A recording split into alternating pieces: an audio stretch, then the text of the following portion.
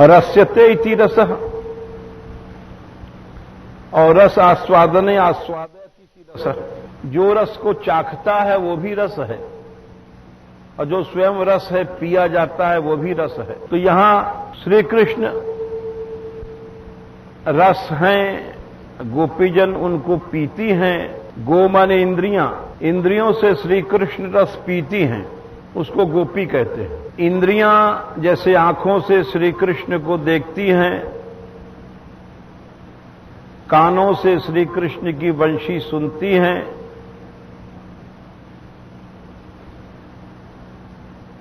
और अपनी इसी तरह से समस्त इंद्रियों से, नासिका से भी श्री कृष्ण के अंग की सुगंध को सूंघती हैं। काचिद रास परिश्रांता पार्श्वस्थस्य गदाभृतः। किसी गोपी ने रास में श्री थक करके जग्राह बाहुना स्कंधम श्लथद वलय मल्लिका, श्याम सुंदर के कंधों को पकड़ लिया, यानी श्री कृष्ण को छूती हैं, स्पर्श करती हैं, उनके सुंदर गंध को सूंघती हैं। तत्रैकांसगतम बाहुम कृष्णस्योत्पल सौरभम।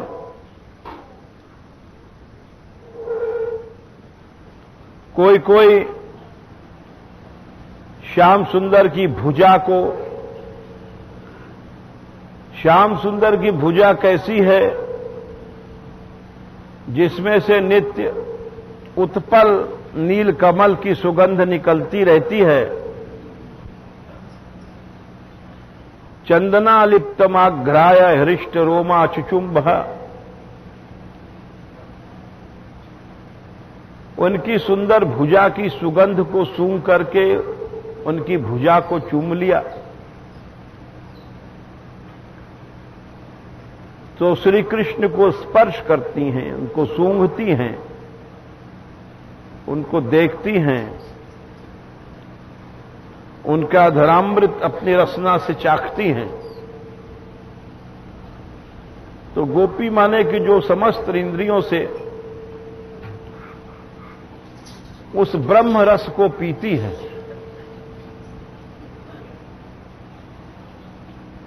और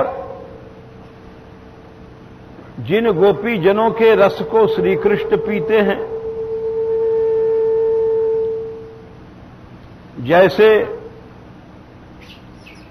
मधुसूदन नाम रखने का यही कारण है कि वे उस रस को मृदु मधु रस में मत्त महामोहन दिन रात छके रहते हैं। यहां मृदु रस मत्त मोहन महासोहन अति अवदात। अलक लड़े उर्झे दो सूरज सकात नगात।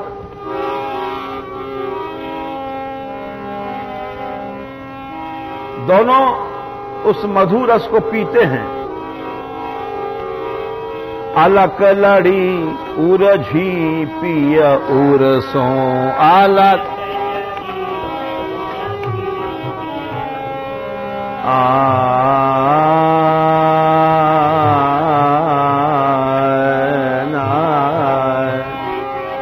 अलक लड़ी राधा रानी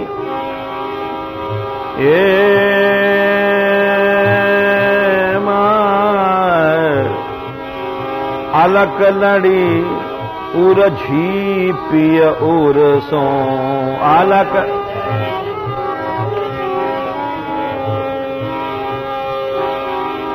पिय रहे अलक लड़ी उर्झाई उर पियर पिय रहे अलग लड़ी उर्झाई उर।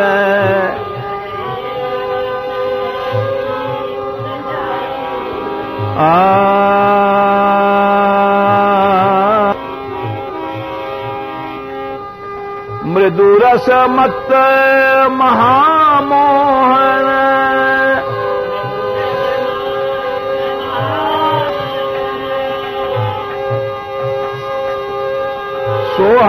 सकत न तन सुरझाई उर सोह न सक तन सुरझाए।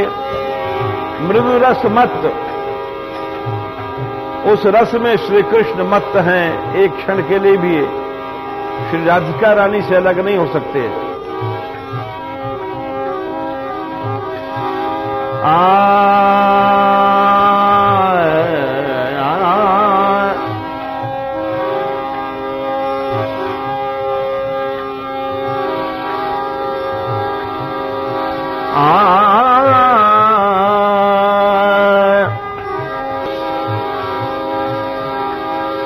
अलक दो अलबेले अंग अंग अलक आले गाले गुण गुरु छाई और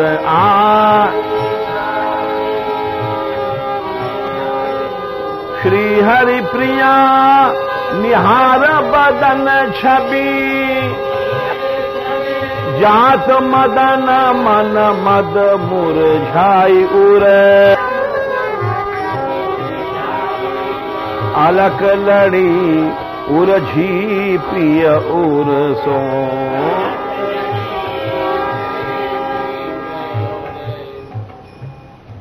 ये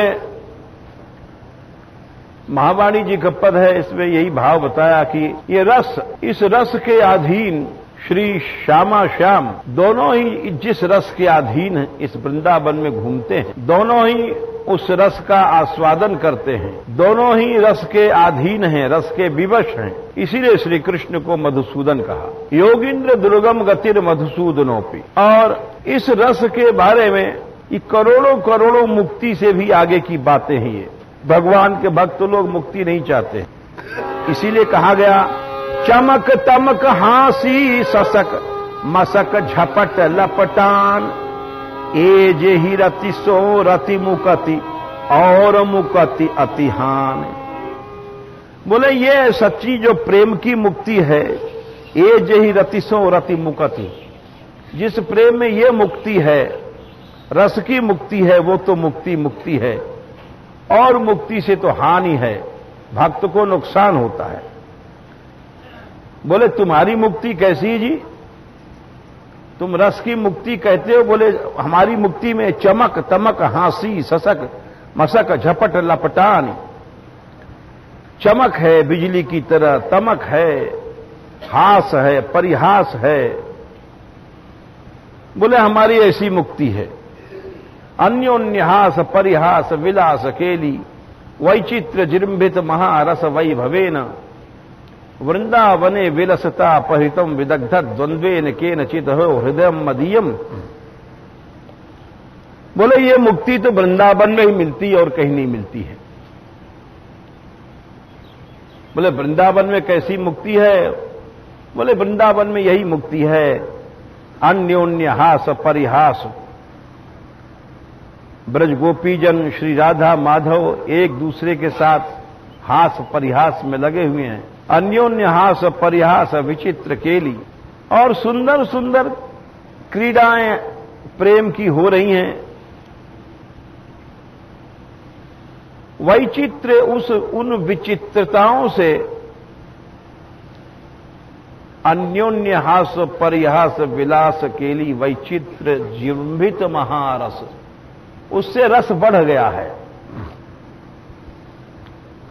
बोले रस नहीं महारस, बोले महारस नहीं जृंभित महारस है। वृंदावन में जृंभित कहते हैं, जैसे जृंभ धातु जम्भाई में आता है। समुद्र जब जम्भाई लेता है तो उसको ज्वार कहते हैं। ज्वार भाटा में समुद्र आता है और मीलों तक बढ़ जाता है पानी, फिर उतर जाता है, उसको जृंभण कहते हैं। जम्भाई, समुद्र जम्भाई ले रहा है, बहुत मीलों तक पानी चढ़ आएगा पूर्णमासी के दिन, फिर उतरता है।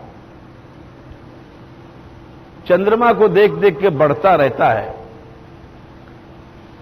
धीरे धीरे ज्वार होता रहता है, फिर धीरे धीरे भाटा होता रहता है, ये एक विचित्र प्रकृति का खेल है। बोले चंद्रमा का प्रताप है, चंद्रमा की किरणें अमृतमयी हैं।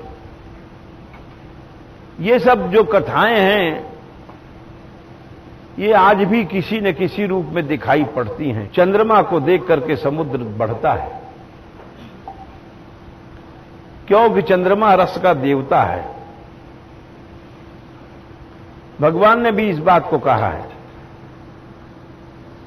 कि यदादित्यगतम तेजो जगत भासयते खिलम यच्चंद्रमस यच्चाग्नौ तत्तेजो विद्यमामकम। भगवान 15वें अध्याय में कहते हैं कि अर्जुन गामविष्य च भूतानि धारयाम्यहमोजसा पुष्णामि चौषधि सर्वाः सोमो भूत्वा रसात्मक। अर्जुन देख, चंद्रमा के अंदर एक गुण है। चंद्रमा में सोम माने अमृत एक तरह का होता है,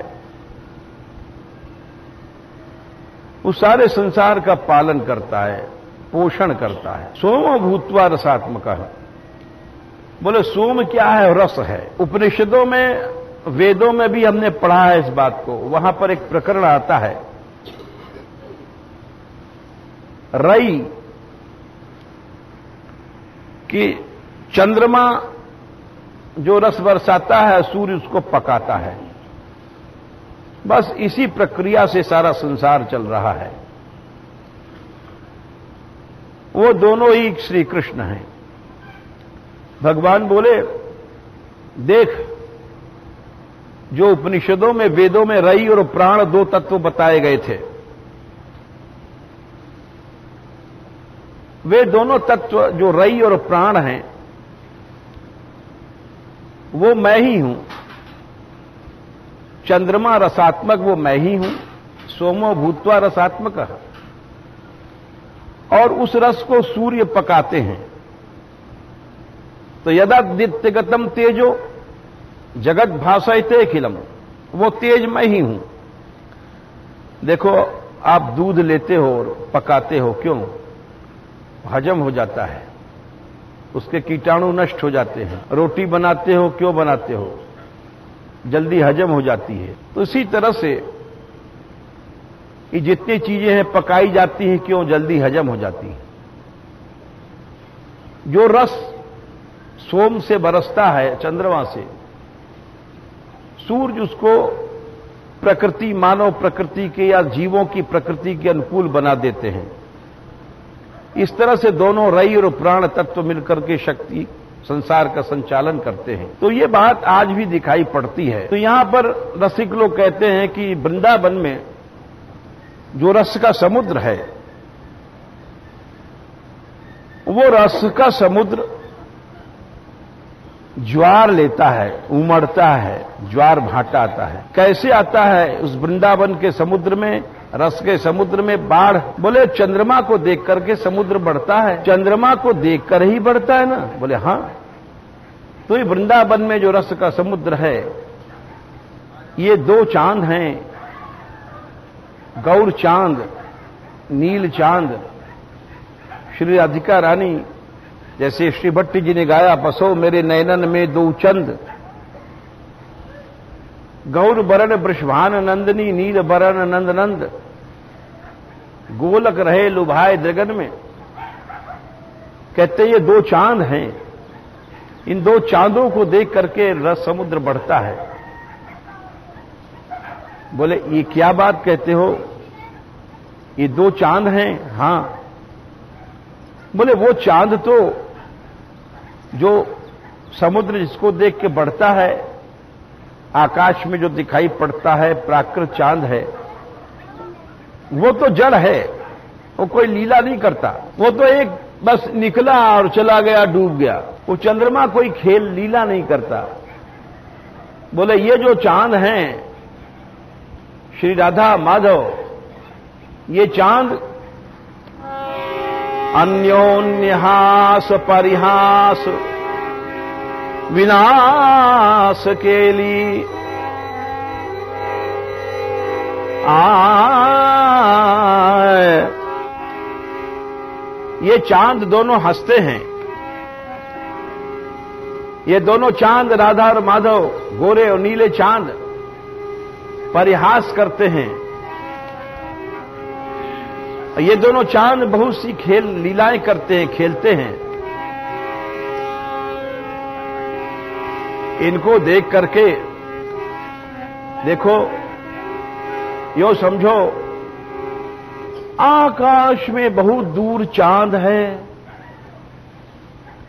समुद्र कहां है, कितनी दूर है, लेकिन इसको प्रेम कहते हैं।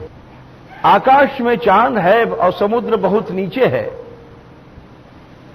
परंतु उस प्रेम की लंबी डोर को देखो, प्रेम की लंबी डोर से दोनों बंधे हुए हैं। उस चांद को देख करके समुद्र उमड़ता है। अगर वो चांद कहीं पास में आ जाए समुद्र के पास, तो कितना प्रेम बढ़ेगा। उस प्रेम की कोई सीमा नहीं होगी। समुद्र कितना बढ़ेगा उसको कोई कह नहीं सकता है, असीम हो जाएगा समुद्र। ऐसी प्रेम की बाढ़ आएगी। बोले इसी तरह से वृंदावन में राधा माधव हैं, ये दोनों चांद पास में खेल रहे हैं। वही है रस का समुद्र, वही है चांद। तो वो रस कितना बढ़ेगा, बोले अनंत हो जाएगा। इसीलिए कहा गया अन्योन्यहास परिहास विनाश के लिए वैचित्र्य जृंभित महारस वैभवेन। महारस का वैभव है। बोले रस का वैभव क्या होता है? अरे बोले भाई रस का वैभव क्या है? रस का वैभव ये होता है, रस में क्या होता है? मोटी सी बात है, कहीं की ब्याह शादी होता है तो आपने देखा होगा बड़े गीत गाए जाते हैं और रथ जगा होता है, और जब बारात चली जाती, जब खोइया होता है, सारी रात भर नाच गान होता है, और फिर वहां जब बारात पहुंचती है ब्याह में तो बाजा बजता है और तमाम वहां नाचने वाली नाचती हैं बैंड के आगे। बोले रस में ये रस का वैभव है। रस जहां है उछाल लेता है, उमंग है, चोज है, उत्साह है, उल्लास है, गान है, नृत्य है, उसको रस कहते हैं। इसको रस नहीं कहते कि चेचे में घर में हुई और मुंह गाल फूल गया, कुप्पा गुब्बारे की तरह बैठे हैं गुस्से में, न वो उससे बोल रहा है न वो उससे बोल रही है। बोले ये कोई रस नहीं है। रस का वैभव क्या है? वही गान, नृत्य, हास, विलास। तो बोले वृंदावन में सब जगह रस का वैभव है। डाल डाल पर गान है, डाल डाल पर नृत्य है, जहां पक्षी भी नाचते हैं दिन रात, पक्षी भी गाते हैं जहां दिन रात।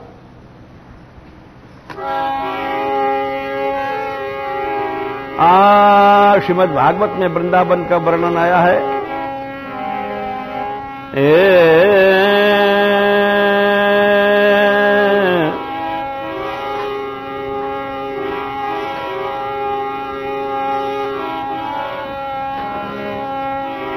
नृत्यंत्यमी शिखिन ईड्यमुदा हरिण्यः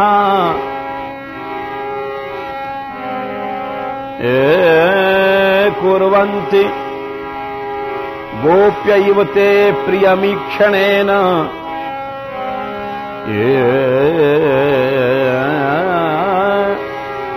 सूक्तैश्च कोकिलगणा गृहमागताय धन्यावन यान ही सताम निसर्गः। यह है रस का वैभव। वृंदावन का वर्णन स्वयं श्री कृष्ण कहते हैं। हा, ये हमारा ब्रज वृंदावन देखो, जिधर देखो रास, जिधर देखो गान, जिधर देखो उल्लास, रस, रस का वैभव है। बोले क्या वैभव है? बोले नृत्यंतमी शिखने। चारों ओर मयूर नृत्य कर रहे हैं, नाच रहे हैं। अब देखो आजकल कोई मोर नहीं नाचेगा, ये भाट तप रहे हैं, लू चल रही है, जान बचाना मुश्किल पड़ रहा है। जब इस तपन के बाद पुरवैया की हवा चलेगी और उस हवा में वो ठंडी होती है, फुहारें पड़ती हैं, धीरे धीरे बौछारें आती हैं, रस बरसता है, मयूर नाचने लग जाते हैं। पंखों को खोल करके कोई कहता नहीं है, कोई नहीं कहता है। भला हम लोगों को तो कहा जाएगा साहब नाचो गाओ, इनसे कौन कहता है? ये सबसे बड़ा प्रमाण है, नाचने लग गए। बोले क्यों नाचने लग गए? इनके चित्त में रस आ गया है, इनके चित्त में उमंग आ गया है। इनको किसी ने ट्रेनिंग नहीं दिया, सिखाया नहीं है कि ऐसे नाचा जाता है, ऐसे गाया जाता है। बोले इसको रस कहते हैं, ये रस का वैभव है। नाचने लग जाते हैं बेचारे। पहाड़ों पर चले जाओ, जंगलों में जब पता पड़ेगा, एक यहां नाच रहा है, एक वहां नाच रहा है, पंखों को खोल करके अपना श्रृंगार करके नाचते हैं। ये रस है। श्री कृष्ण कहते हैं ये रस का वैभव वृंदावन में देखो, चारों ओर नृत्यंतमी शिखिन। हिरनियों को देखो, ये आती हैं, इनको किसने सिखाया है? आंखों से प्रेम बरसाती हैं। कुर्वंती गोप्य युवते प्रियमीक्षणेन। बोले जैसे गोपियां श्री कृष्ण को देखती थीं, अपने आप आंखों से प्रेम बरसने लग जाता था, इसी को प्रेम कहते हैं। बोले प्रेम आंखों से बरसने लग जाता है। आवत ही हर्षय नहीं, नैनन नाही स्नेह, और अहिमन तहा न जाइए, चाहे कंचन बरसय नेह। बोले अगर तुम्हारी आंखों में कहीं गए तुम और उसकी आंखों में प्रेम नहीं है तो मत जाना, चाहे सोने की वर्षा हो रही हो तो क्या फायदा। वहां जब प्रेम नहीं है, वहां उस सोने की वर्षा में तुम्हारे सिर पर जूते पड़ेंगे, क्यों भीतर बैर है। उस मीठे मीठे फलों में या मिठाइयों में जहर मिलाया जाएगा, क्योंकि वहां बैर है। कितने लोग इस तरह से मारे गए। यहां तक कि एक गुरु ने शिष्य को आम के रस में जहर दे दिया था, धन के पीछे। तो कंचन चाहे सोना बरसे, वहां नहीं जाना। वहां जाना जहां आंखों में से प्रेम बरस रहा है। वहां तो सूखी रोटी मिल जाएगी तो खा लोगे, रस में डूबे रहोगे। तो रस क्या है? रस उसको कहते हैं, श्याम सुंदर कह रहे हैं देखो हमारे वृंदावन में इसको रस कहते हैं। नाच रहे हैं मोर। हरिणियों को देखो, हरिणियां अपने आप आती हैं, कुर्वंती गोप्य इव प्रियम, आंखों से प्रेम बरसा रही हैं। श्याम सुंदर कहते हैं देखो किस तरह से देख रही हैं। इनके देखने की, इनकी चितवन देखो, डहडहे नेत्रों से ऐसे देखती हैं कि आंखों से इनके प्रेम रस बरसता है। ऐसे देखती हैं कि मानो पी जाएंगी कृष्ण के रूप को। पीत्वा मुकुंद सारगमक्षि भृंगईस, आंख भौरे हैं और मुकुंद सारग, मुकुंद के रूप का आसव पी रही हैं। बोले वृंदावन के रस का वैभव है। नृत्यंतमी शिखिन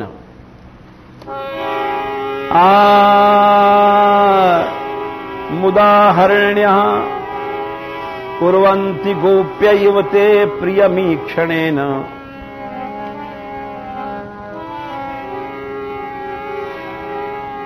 सूक्तैश्च कोकिलगणा। श्याम सुंदर बोले देखो हर कुंज में गान हो रहा है, कोयल बैठी बैठी गा रही हैं। कोयल कब गाती? बसंत ऋतु में जब फूल खिलते हैं, आम के बौर आते हैं, लोग कहते हैं कि आम के बौर खाकर के उसका गला खुलता है, ये बात नहीं है। बसंत ऋतु की मादकता में झूम जाती है वो कोयल। जब चित्त में रस आता है तब कोई गाता है, चित्त में रस आता है तब कोई नाचता है, चित्त में रस आता है तब कोई हंसता है, चित्त में रस आता है तब परिहास करता है। जब चित्त में रस नहीं है तो आप बोलना भी जहर लगेगा, बैठना भी जहर लगेगा, उठना भी जहर लगेगा। क्यों चित्त में रस नहीं है? कोई बहुत सुंदर नायिका सोने से लदी, हीरों से, नगीनों से पहने भय आ रही है, जिसका रूप है सुंदर, ऐसा लगता है कंचन पूतरी, सोने की पूतरी चली आ रही है। सब लोग कहते हैं हाँ क्या रूप है, लेकिन उसकी सौत से जाके पूछो तो सौत कहेगी जहर की पूतरी चली आ रही है, ये मर क्यों न गई? तो वही जब रस नहीं है चित्त में,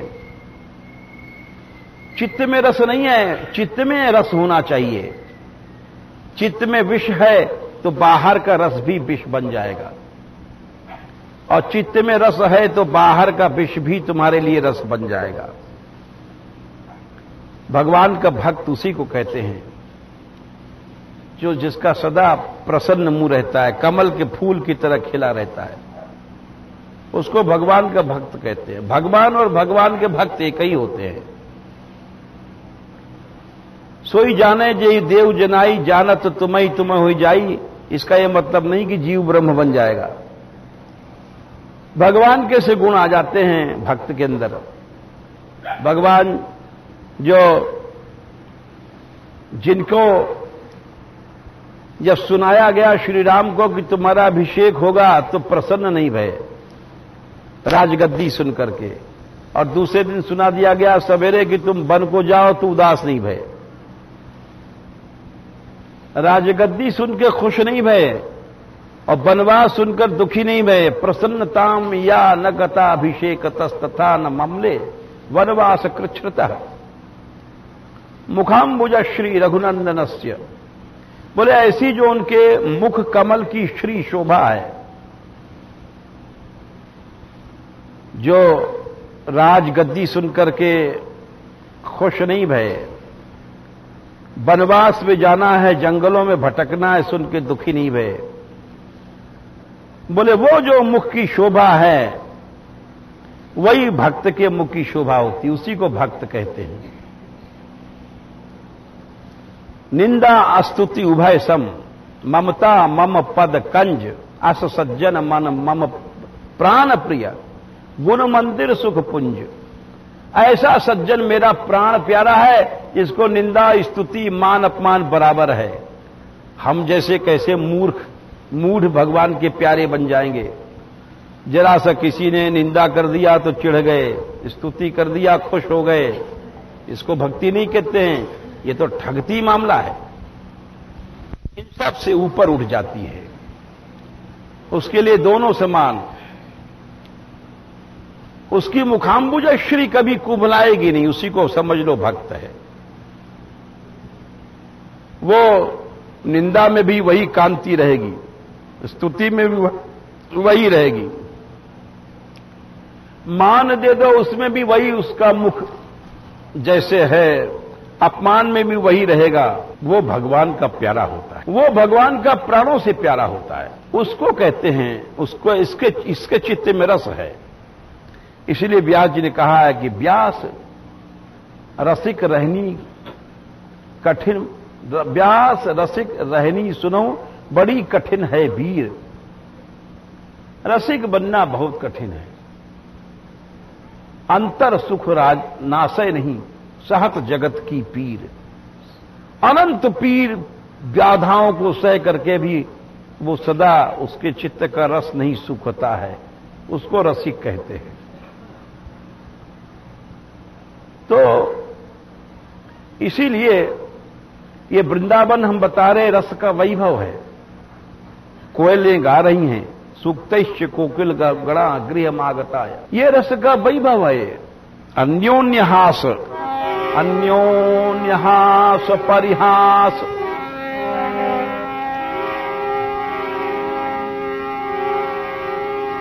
विलास केली वैचित्र्य जृंभित महारस वैभवेन।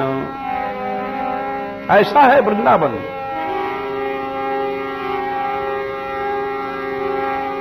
वृंदावने विलसता परितम विदग्ध द्वंद्वेन केनचिदयो हृदयम मदीयम। ऐसे युगल सरकार है। तो ये मधुसूदन शब्द की व्याख्या सुनाई। अब आता है इस मंगलाचरण का तीसरा भाग। हमने आपसे कहा था मंगलाचरण 3 प्रकार के होते हैं। नमस्कारात्मक मंगलाचरण, वस्तु निर्देशात्मक मंगलाचरण, एक तीसरा होता है आशीर्वादात्मक मंगलाचरण। शास्त्रों में 3 ही प्रकार के मंगलाचरण बताए गए हैं। अब वो तीनों गुण इस श्लोक में हैं। वो वस्तु निर्देशात्मक मंगलाचरण तो ये बता दिया कि जो श्री कृष्ण योगींद्रियों के लिए दुर्लभ हैं, वे भी यहां पर आकर के जिनकी वायु अंचल की वायु से धन्य हो गए, ये श्री राधिका रानी की अंचल की, ये तो वस्तु निर्देशात्मक मंगल हुआ कि उन श्री राधिका रानी का इसमें यश गाया जाएगा, उस रस का वर्णन किया जाएगा। और नमस्कारात्मक मंगलन आगे आया है तस्या नमोस्तु, उस दिशा को नमस्कार। अब पहला जो आशीर्वादात्मक मंगल है वो भी इसके भीतर है। कैसे? वो इस तरह से है कि देखो 2 चीजें हैं, श्री कृष्ण और श्री राधा लीला दृष्टि से। वैसे तो दोनों एक ही हैं,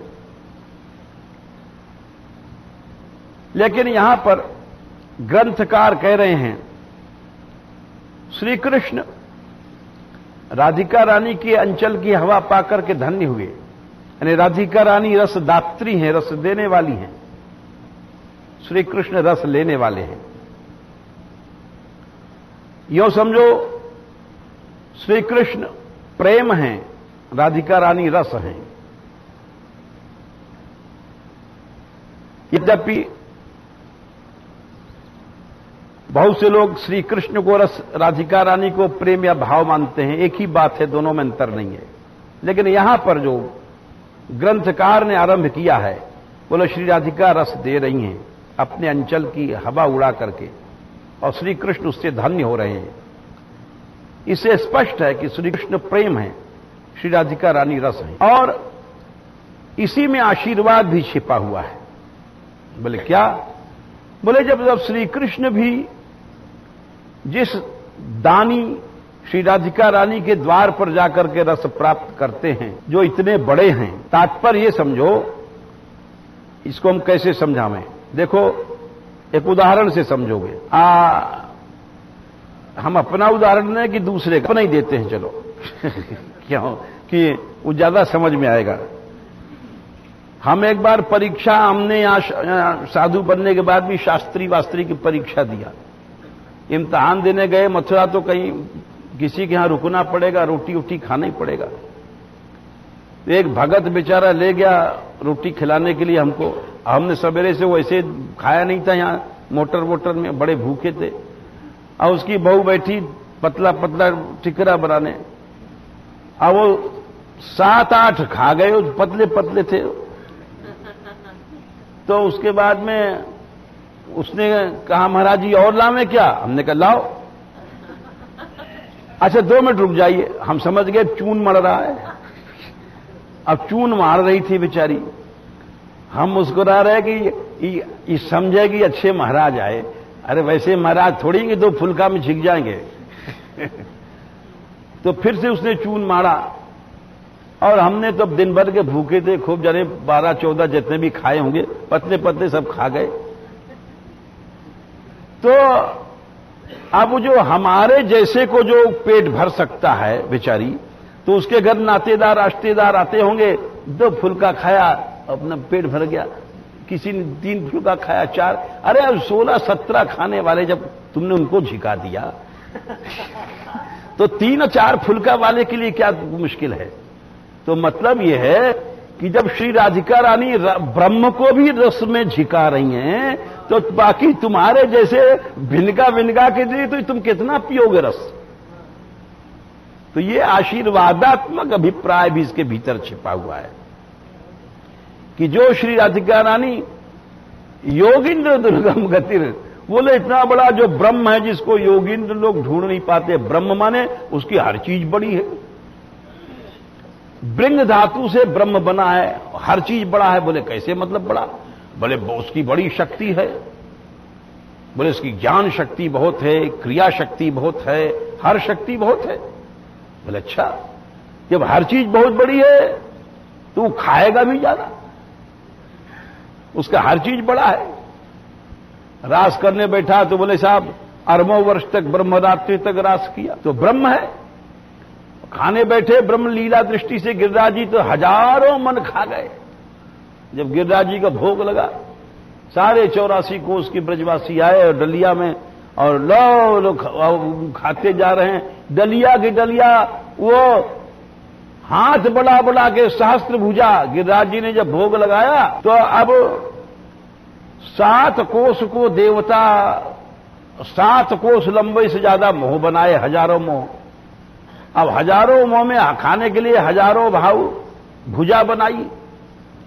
अब हजारों भुजा बनाई तो वहां में एक आध लड़ुआ से काम थोड़ी चलेगो। वो तो जब ब्रजवासी डलिया उठावे, जय गिरिराज बाबा, और गिरिराज बाबा पहले उले करके सबरी डलिया चढ़ा जाए। डला के डला आ रहे हैं, सफा हो रहा है बाबा। तो अब ऐसे ब्रह्म को जिसने झिका दिया, जिन राधिका रानी ने, तो फिर बोले हम तुम क्या चीज हैं।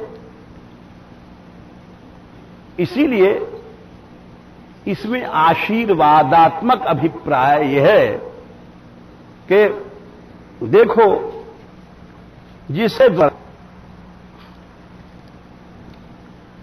श्री कृष्ण जैसे रस का दान प्राप्त करते हैं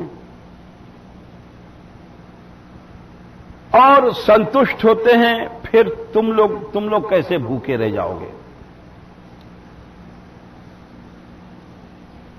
बोले वहां तो रस की वर्षा हो रही है। एक लीला का उदाहरण बताते हैं, लीला दृष्टि से उदाहरण, कि जिनके अंग प्रत्यंग से अनंत रस की वर्षा हो रही है। बोले कैसे? एक किसी रसिक ने लिखा है कि ब्रज गोपियों के रस की तुम कल्पना नहीं कर सकते हो, उनका दिव्य शरीर कैसा था। एक कोई नायिका गोपी रात में श्री कृष्ण से मिलने गई और सोच रही थी, अष्टमी नवमी की तिथि थी, कि मिल करके चंद्रमा निकलेगा 12-1 बजे, जब तक लौटा और कोई देखेगा नहीं अंधेरी रात में। अब वहां श्याम सुंदर ने रोक लिया, बंसी की ऐसी तान बजी कि चंद्रमा भी निकल आया, रोशनी भी हो गई। अब वो घबराई कि अरे अब तो सब देख लेंगे हमें। चांदनी जोर से झकाझक हो गई, इतनी देर हो गई। लेकिन जब वो चली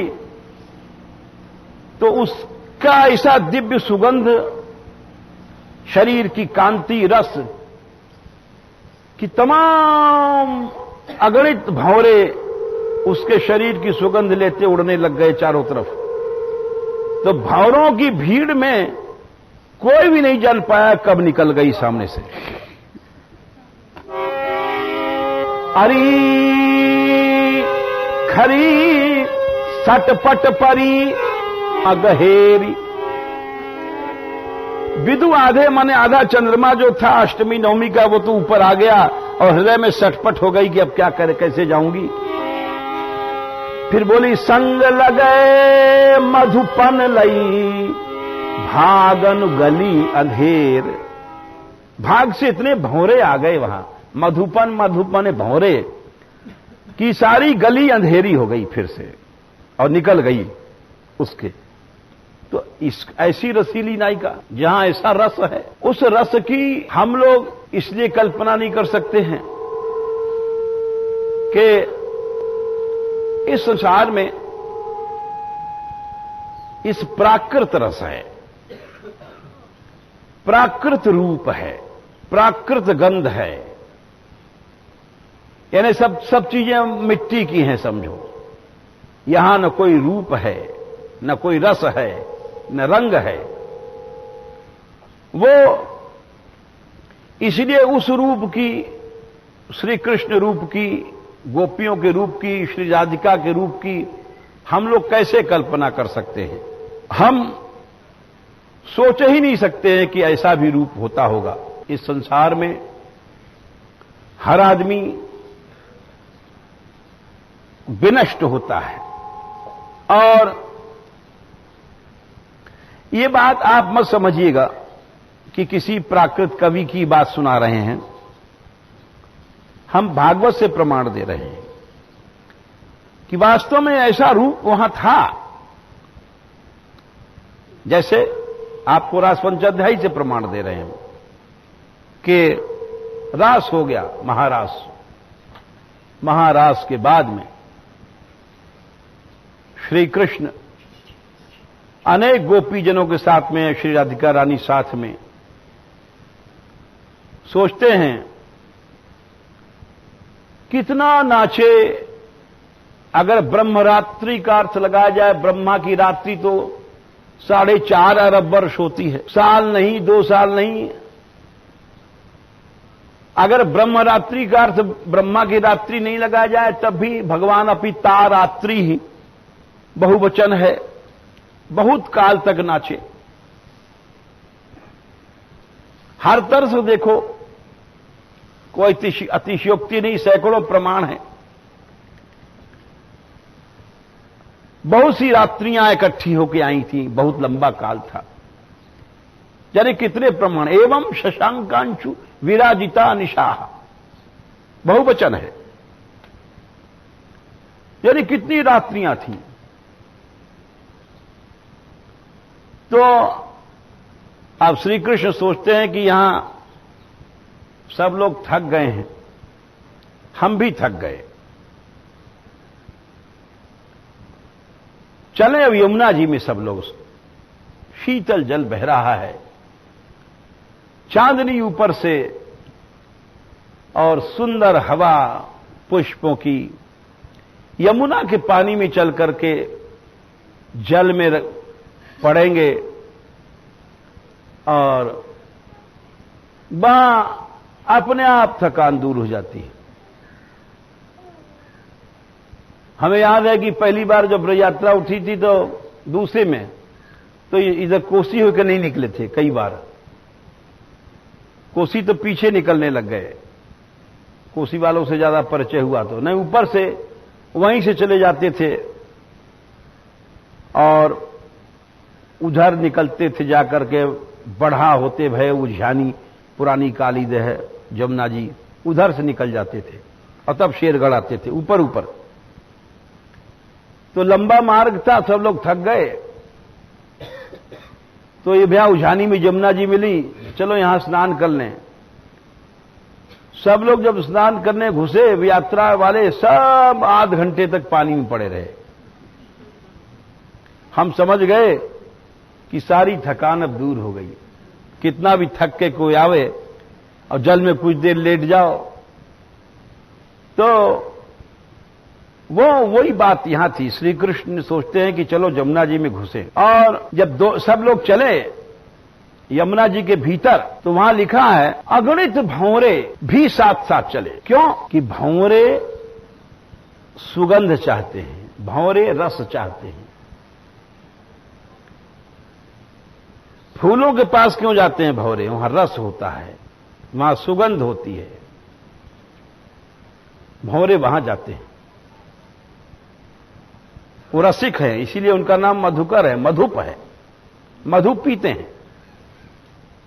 भंवरे गंदी जगह नहीं बैठेंगे जैसे मक्खियां बैठ जाएंगी। मक्खियां तो गंदी जगह बैठती हैं, भंवरे वहां नहीं बैठते। तो वे भंवरे क्यों गोपियों के पीछे पीछे दौड़ रहे हैं? इसके माने दिव्य शरीर है उनका, दिव्य सुगंध है, दिव्य रस है।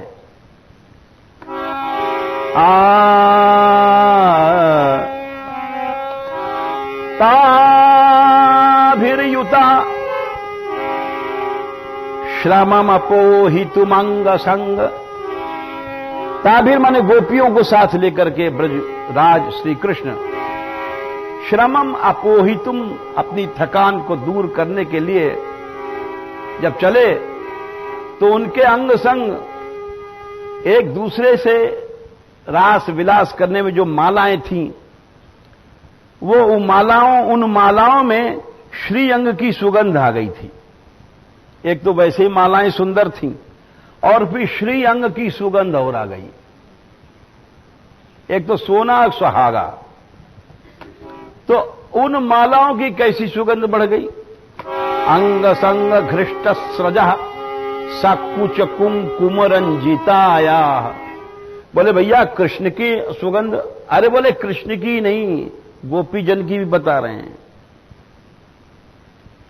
वो सब चिन्मय शरीर था। कुछ कुंकुम रंजिताया, कुछ कृष्ण के थोड़ी थे, वो तो गोपीजनों के थे। उनके स्तनों में जो कुंकुम लगा हुआ था गोपियों के, उससे सारी मालाएं रंजित रंगी भई थी।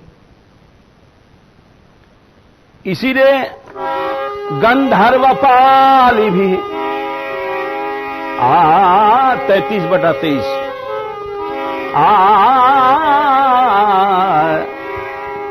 गंधर्वपाली। आली माने भौरे, कैसे भौरे, ऐसे भौरे नहीं जो भन भन भन भन भन काने खा जाएं। गीत गा रहे दिव्य संगीत, गंधर्वपाली भी वे साथ साथ अनुद्रत उनसे साथ साथ चल रहे हैं। और श्री कृष्ण उन गोपियों को ताभिर्युतः आविशद वाह, पानी में घुस गए। श्रांतो गजी भी रिभराट इव भिन्न सेतु। गजी मने बहुत सी हथिनियों को साथ लेकर के, जैसे इभराट मने हाथी, गजराज घुस जाता है। भिन्न सेतु, मर्यादाओं को तोड़ करके उसी तरह से श्री कृष्ण चले गए। तो ये जो हमने दोहा आपको सुनाया, इसलिए हमने प्रमाण दिया रास पंचाध्यायी का कि यथार्थ बात है, वैसा रूप है, वैसा रस है कि जहां करोड़ों भंवरे चलते हैं, जिधर जा रही हैं गोपियां, उनके पीछे पीछे उस दिव्य शरीर है, भगवान का दिव्य शरीर है। भगवान के साथ रमण करने वालों का शरीर दिव्य है। भगवान इन शरीरों से थोड़ी रमण करेगा, वो तो चिदानंदमय शरीर है, चिन्मय। चिदानंदमय देह तुम्हारी, विगत विकार जानी अधिकारी। ये चिदानंदमय वपु है, इसको सब नहीं जान सकते। विगत विकार, गंदा आदमी हमारे जैसे कैसे जानने जाएगा, कैसे समझ सकता है? जिसका शरीर गंदा, मन गंदा, हर चीज गंदी, वो दिव्य शरीर को कैसे समझेगा? अरे भाई, वो इस संसार में अच्छे भाव को समझने वाले ही कठिन हैं।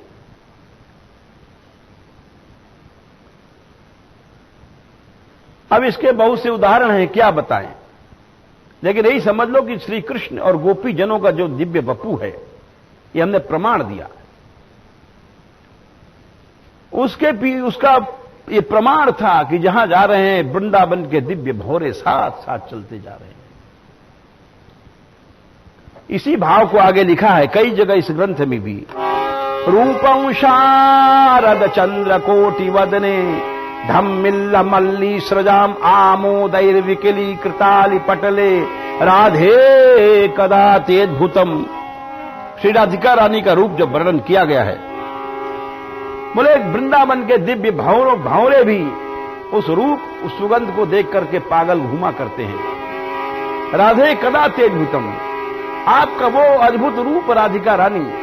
ग्रैवेयोज्वल कंबु कंठे मृदोर, वल्ली चलत कंकणे वीक्षे पट्ट दुकूल वासिनी, रणन मंजीर पादाम्बुजे। आपका वो रूप कि जब आप चलती हैं, शास्त्र शास्त्र भौरे पीछे पीछे चल रहे हैं।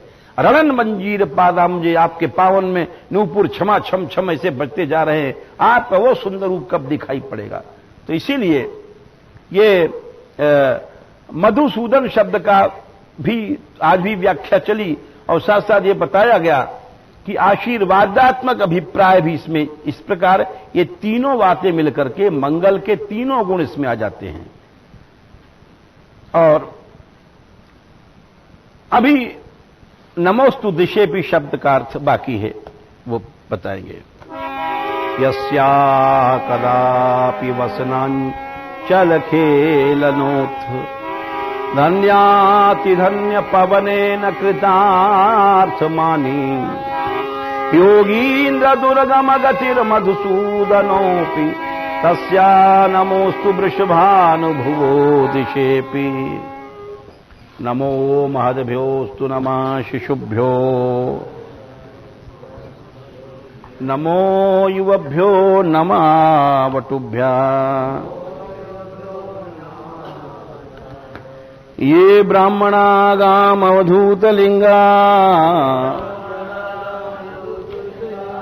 शरन्ति तेभ्यः शिवमस्तु राज्ञाम्।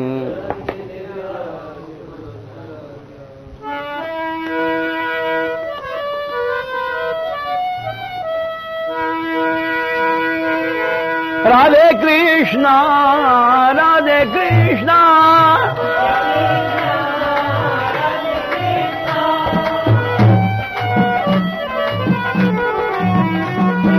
राधे कृष्णा राधे कृष्णा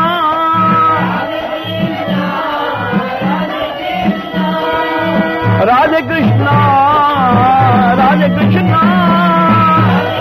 रास रसीली राधा भजले राधा भजले राधा भजले जल जमीली राधा भजले जल जमीली राधा भजले। हे राधे कृष्णा राधे कृष्णा राधे कृष्णा राधे कृष्णा राधे कृष्णा राधे कृष्णा। गोकिल बैनी राधा भजले राधा भजले चंदा बदनी राधा भजले राधा भजले राधा भजले राधा भजले राधा भजले राधा भजले राधा भजले। गोकुल बनी राधा भजले चंदा बदनी राधा भजले गोकुल बनी राधा भजले गोकुल बनी राधा भजले। हे राधे कृष्णा राधे कृष्णा राधे कृष्णा राधे कृष्णा राधे कृष्णा। भान दुलारी राधा भजले वृंदावन रानी राधा भजले वृंदावन रानी राधा भजले मेरी महारानी राधा भजले राधा भजले। हे हरि ठाकुरानी राधा भजले